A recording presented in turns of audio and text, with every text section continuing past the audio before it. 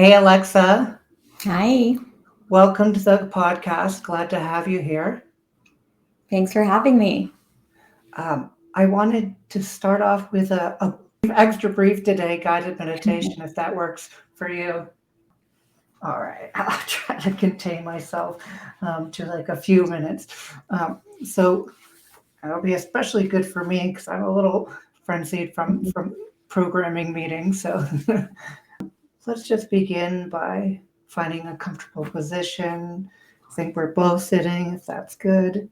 And then you can have your eyes open or closed, whatever feels right. And then let's take a few breaths together, breathing in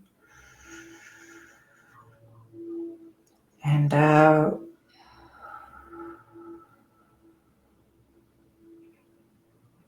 In and out.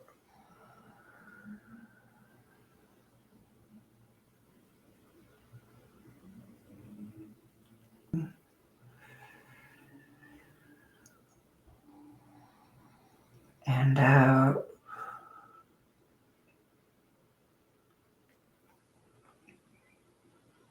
Continuing to breathe at a pace that feels right for you.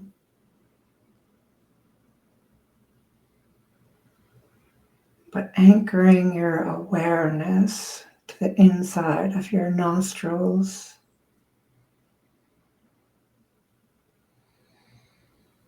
Just noticing the sensations of the air.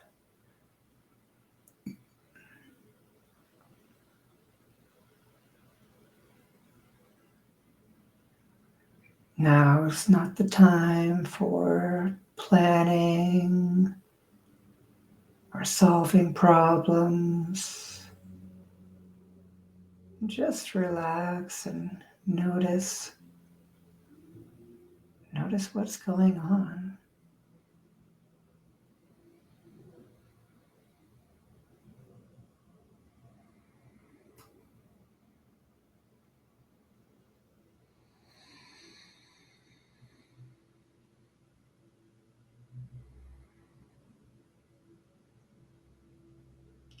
As tension arises in the body, feel free to move if that's what the body's asking for, or just say, okay, and let it fall away.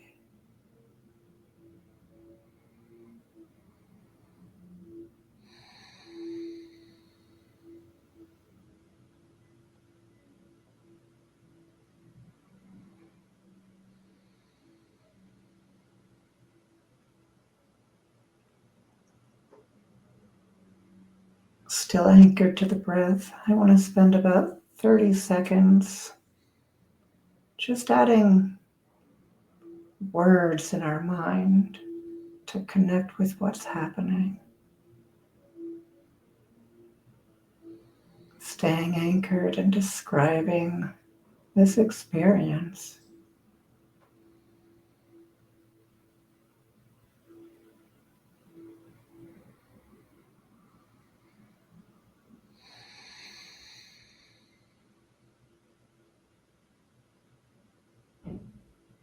Are there sensations of cold, hot? Is there agency? Do you feel like you're having to pull in air? Are other sensations always present? And just notice and describe them.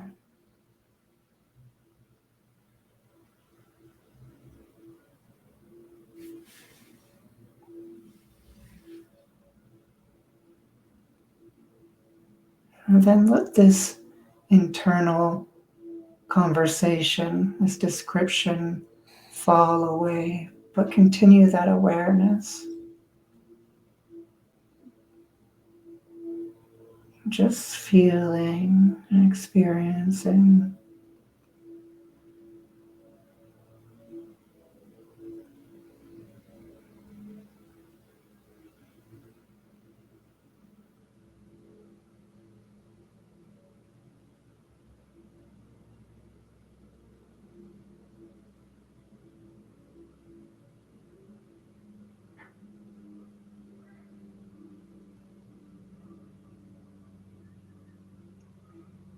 If our mind wanders, just bring it back.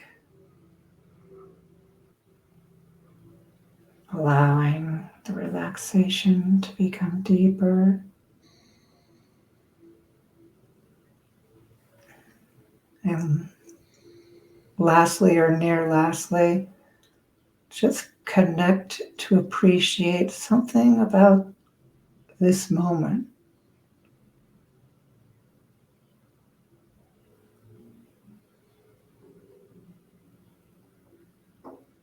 How are your needs being served by what's going on?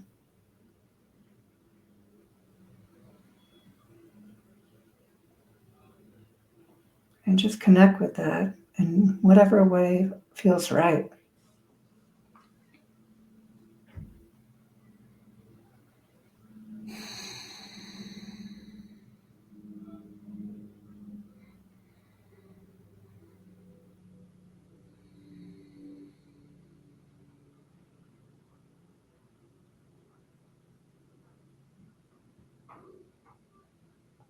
If sensations come up, just notice them without labels.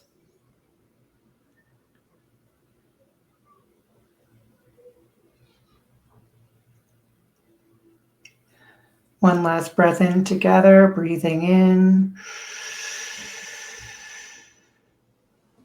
and out.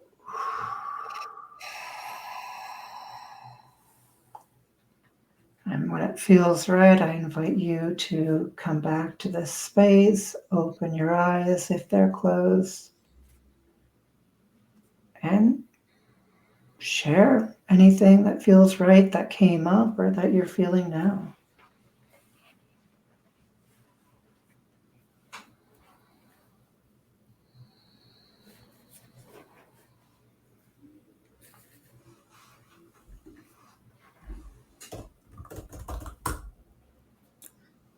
Sorry about that. My computer logged me out.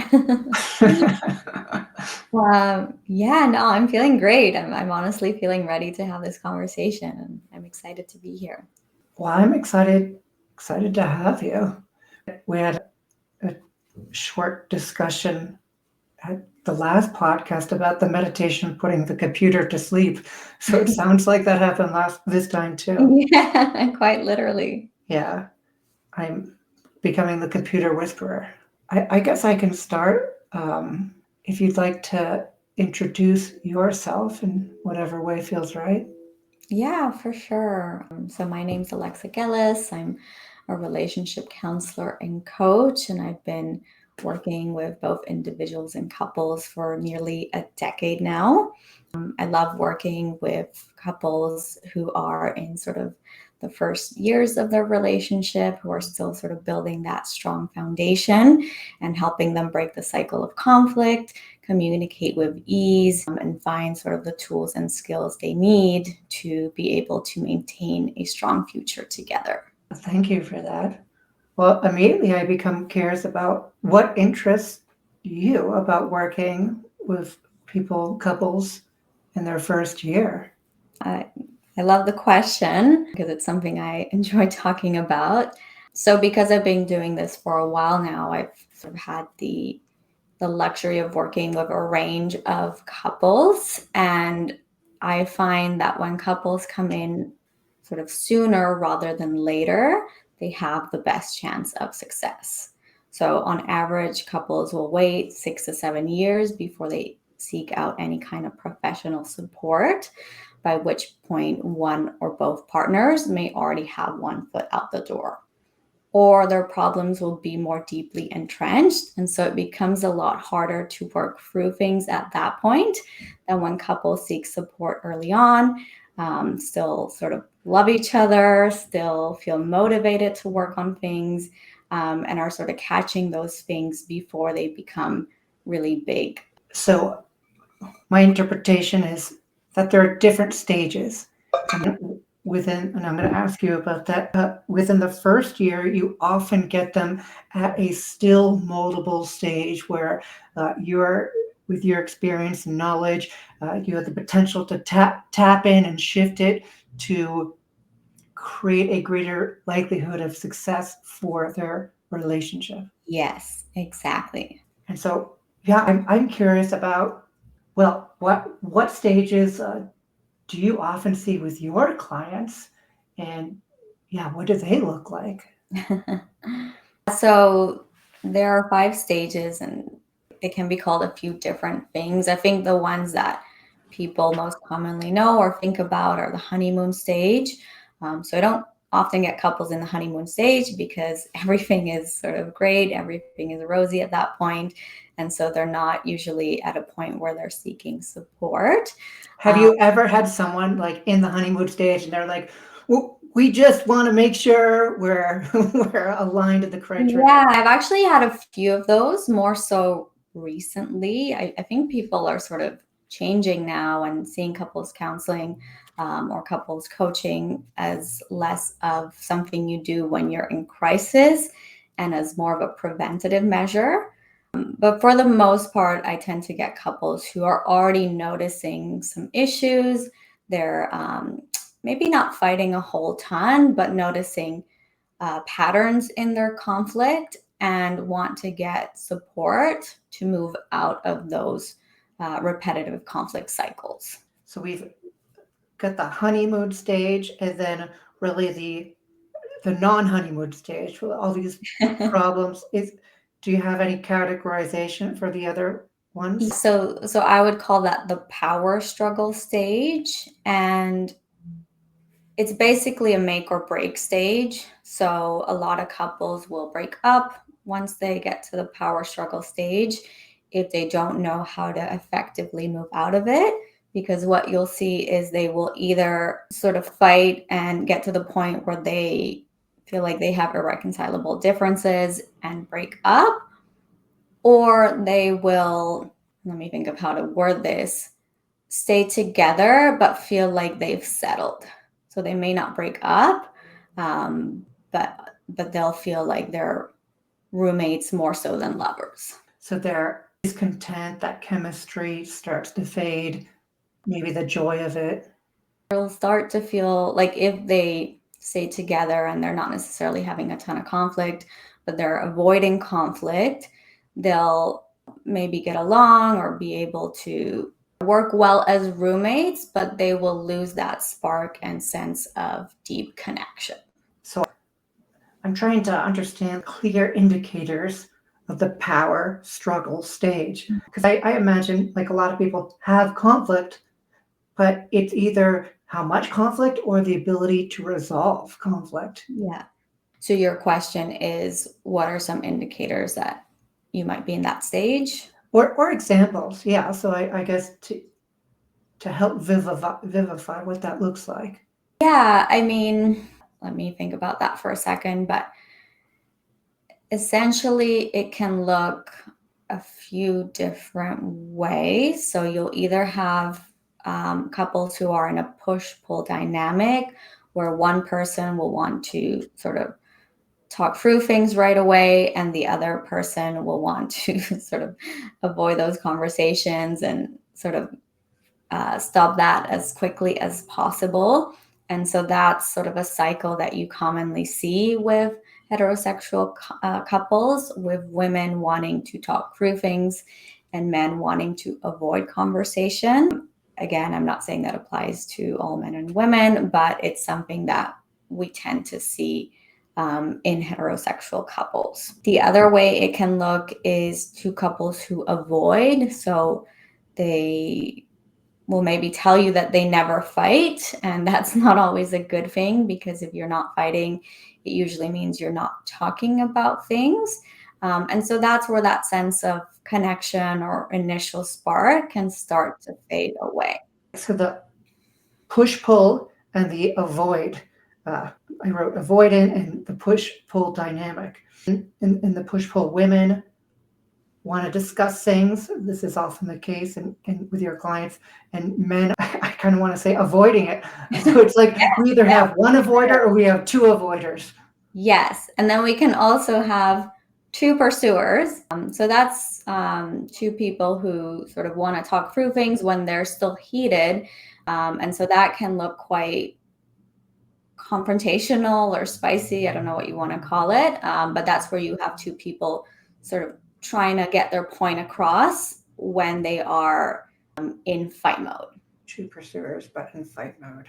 So I'm curious about what your process is for each of these three that you've mentioned. So yeah, like if that sounds interesting to you, starting with the push-pull dynamic.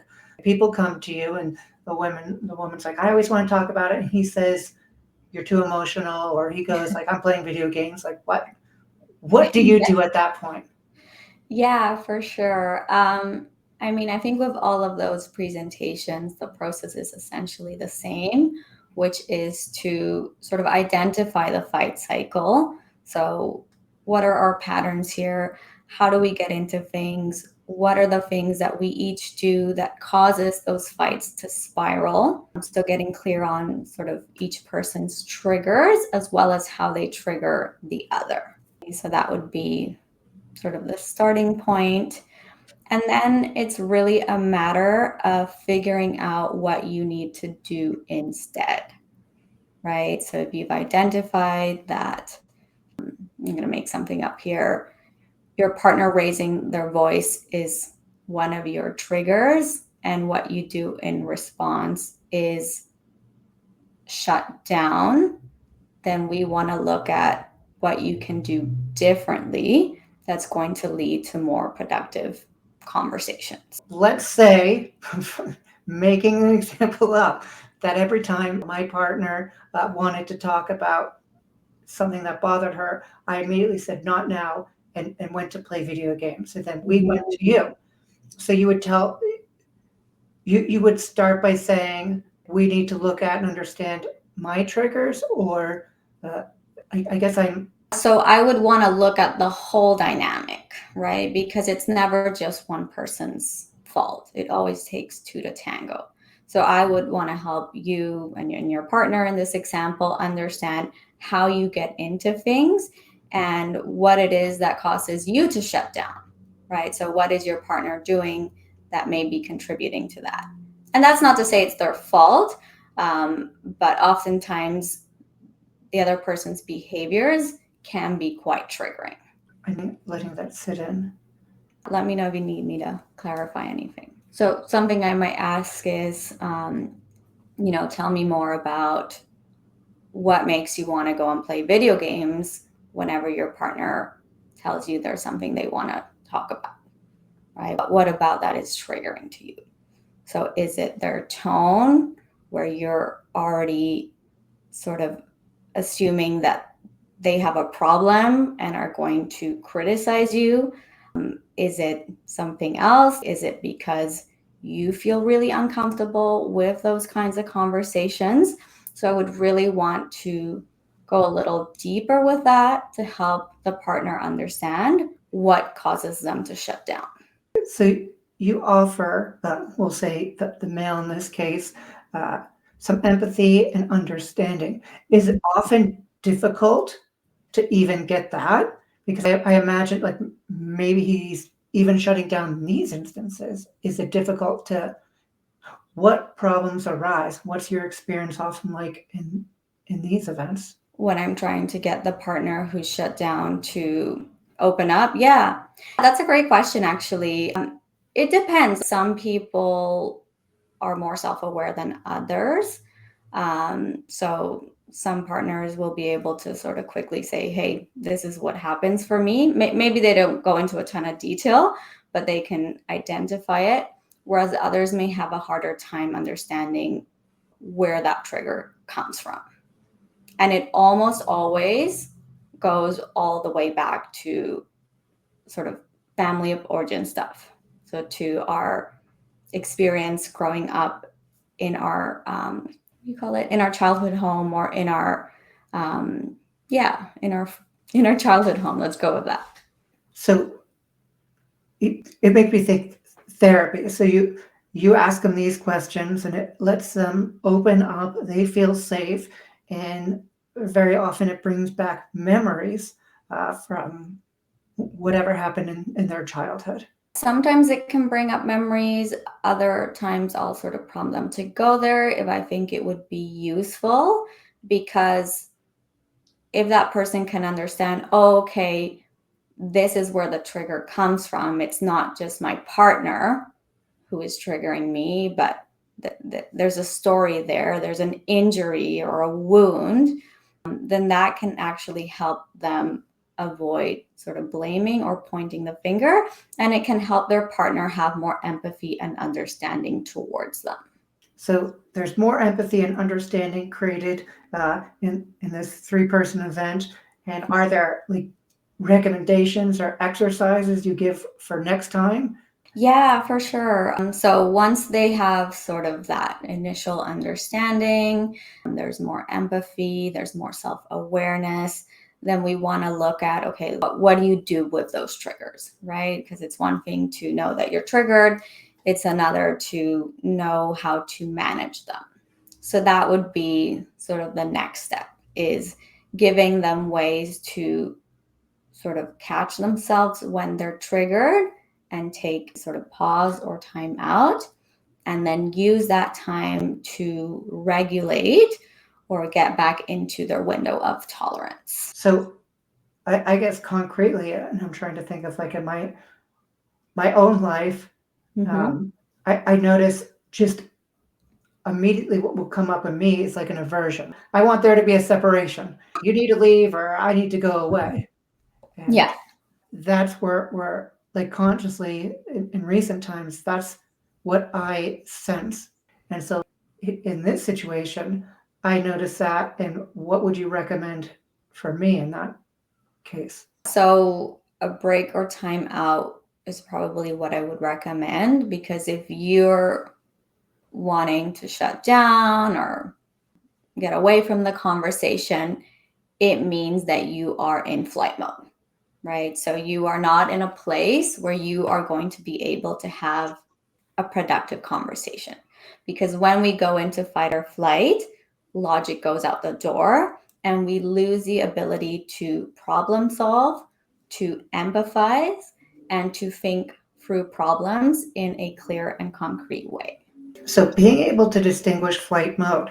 So what comes to me is like, well, how do you distinguish? And in that example, when I want that distance, I can see that's very clearly.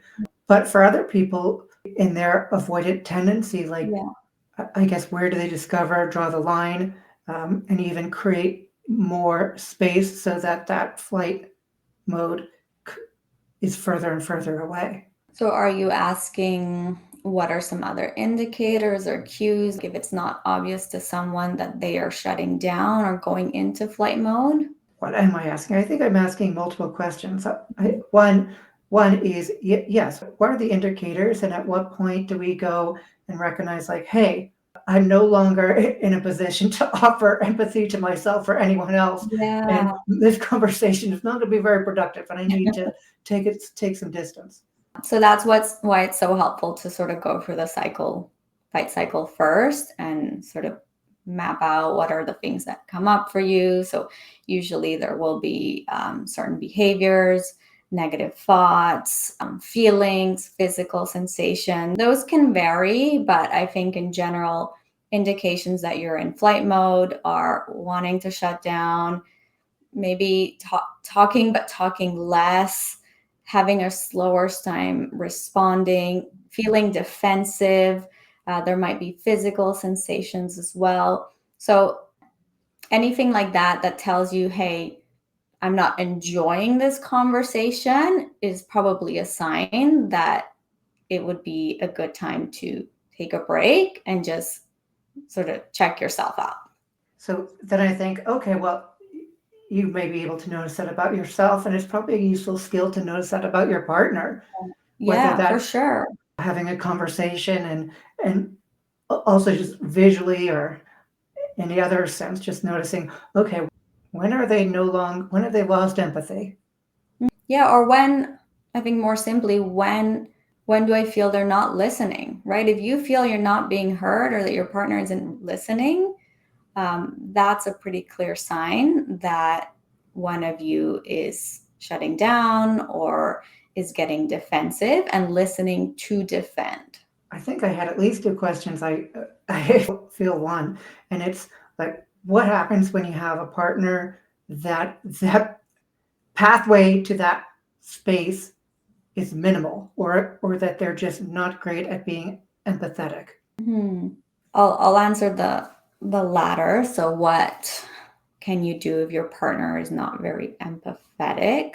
Usually when partners lack empathy, unless they have narcissistic tendencies, it's because there's something that's coming up for them that's getting in the way of them sort of being able to understand or empathize with you, right? So there's some sort of block.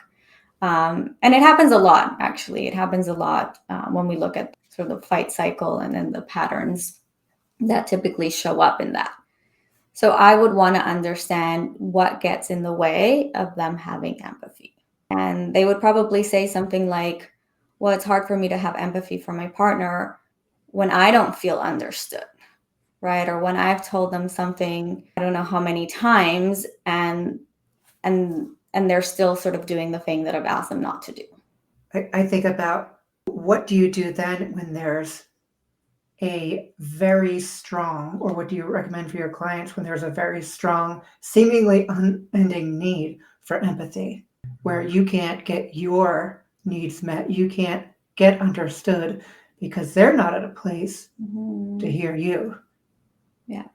Yeah, I mean, it speaks directly about the fight cycle. The reason that they don't feel understood is because their needs aren't getting met. Oftentimes, when couples fight, it's not about the thing that started the fight, like the dishes or somebody leaving their shoes out.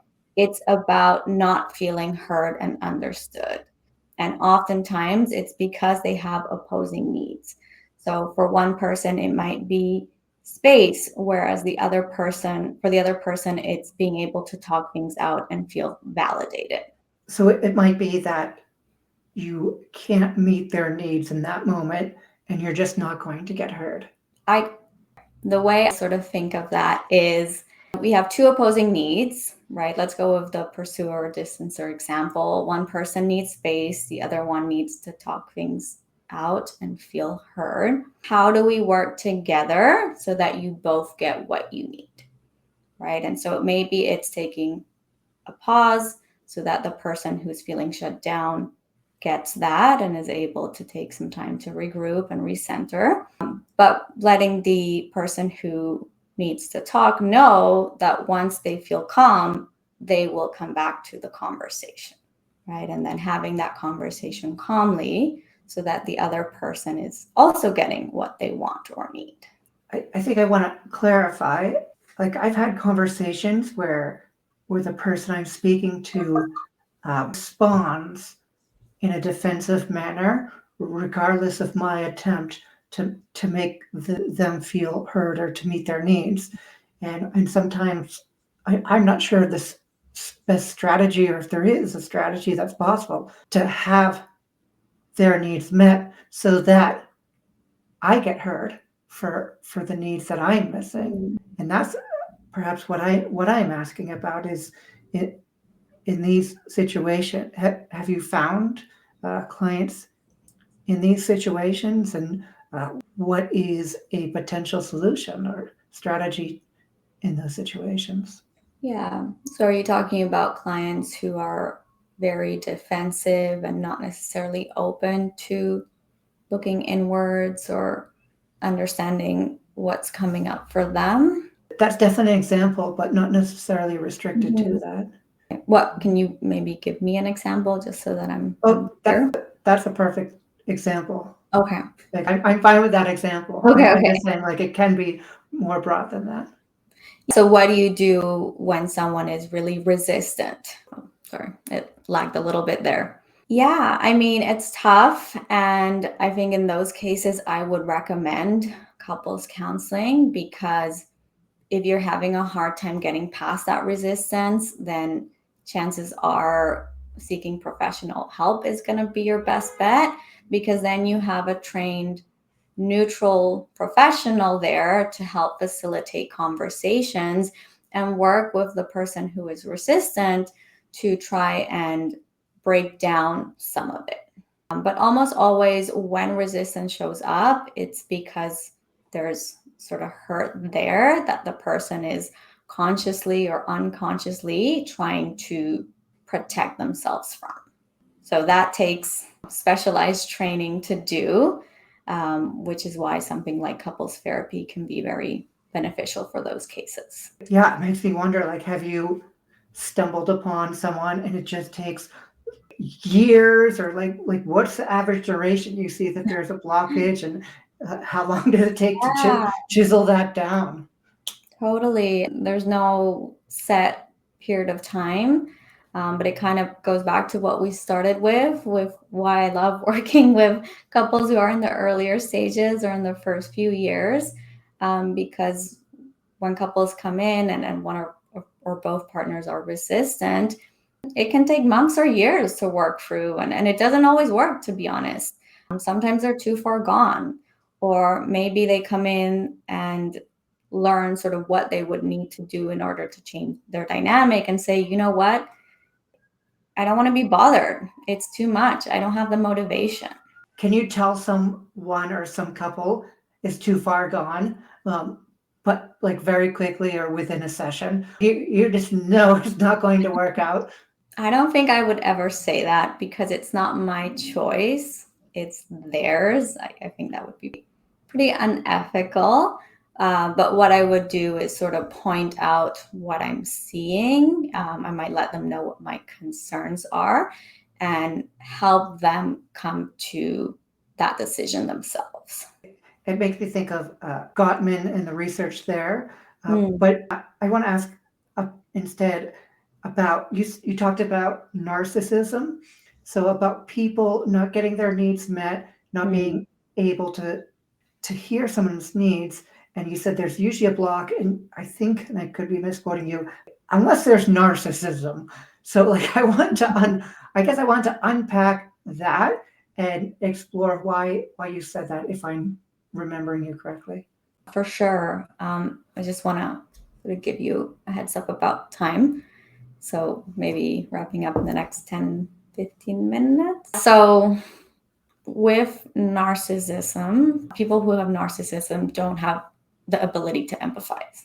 And so it's very hard to be in relationship with a narcissist because they're, first of all, there's sort of an imbalance in those relationships, but also because narcissists don't want to change, right? It's all about what's going to benefit them.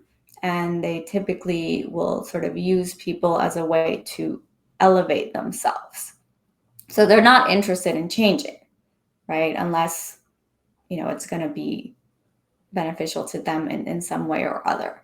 So those are really tough sort of couples or individuals to work with. And more often than not, I will sort of work with the partner who is with a narcissist. And then, sorry about that.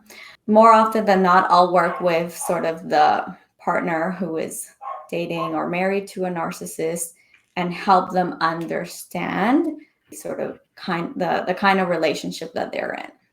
So what is your advice? Is it like, hey, you're probably not going to get a lot of empathy and not get your needs met. Please consider this. Don't ask them to change. Honestly, I would show them something called the power and control wheel and have them go through it with me and let me know what about it resonates. And usually that's pretty eye-opening for them. Well, or they'll be able to tell me, you know what, I see a lot of that in my relationship. I often feel gaslit. I feel sort of minimized. I don't have access to finances, things like that. And so that's more along the lines of how I would approach it, where I would educate them. I would sort of help work with them to understand if that is a fit for them or not, and then support them in getting out of that relationship if they're in a place where they're ready to do that. I guess the question that comes is like, who should be in a relationship with a narcissist? Like No one. what type what type of No person? one. Maybe another narcissist. Yeah. And again, there's a spectrum when it comes to narcissism. So some people can have some narcissistic traits and then still be okay in relationships.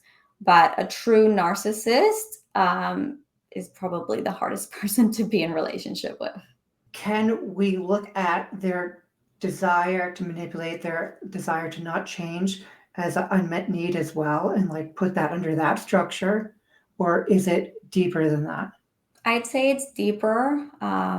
Like with narcissism, it comes from a wound. There's usually a lot of insecurity, but it's very hard to reach. And so I think it would be hard to do because they would need to be motivated to look inwards. And in my experience, a lot of the times they aren't.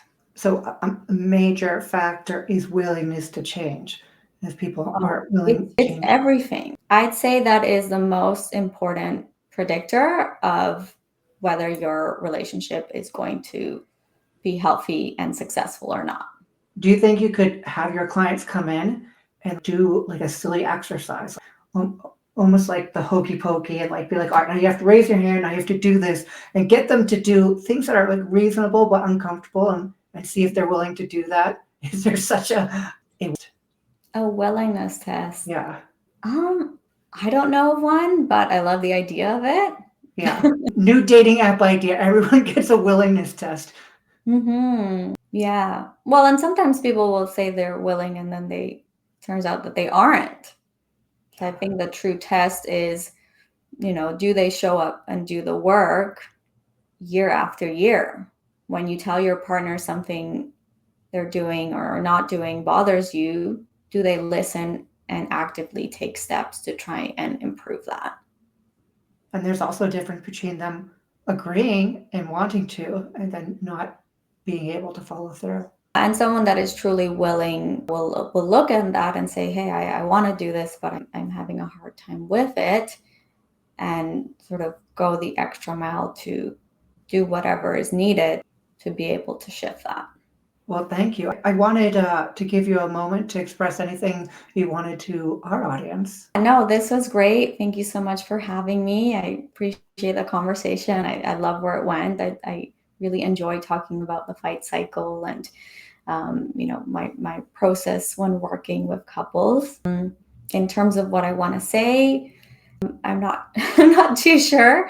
I think if the conversation interested you, or if you are curious in how you can work with me or want to sort of be in touch, then I would encourage you to reach out to me on Instagram, and I'll share my handle with you, David, so that you can put that on the show notes.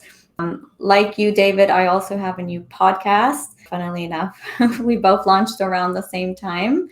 So my podcast is for couples. It's called Built to Love, and I talk a lot about sort of the necessary skills and tools that couples need to have a happy and lasting relationship. So that would be sort of a great place to go if you're curious to learn more. Awesome. And we can put those links in the descriptions. Yeah. I want to express some appreciation for being on here, taking the time out of your day, and answering a lot of my questions. I found it really enjoyable to be able to pick your brain and explore. So thank you very much. Yeah, you're so welcome. You had amazing questions. Awesome. Well, Alexa, thank you. Until next time. Yes, thanks so much.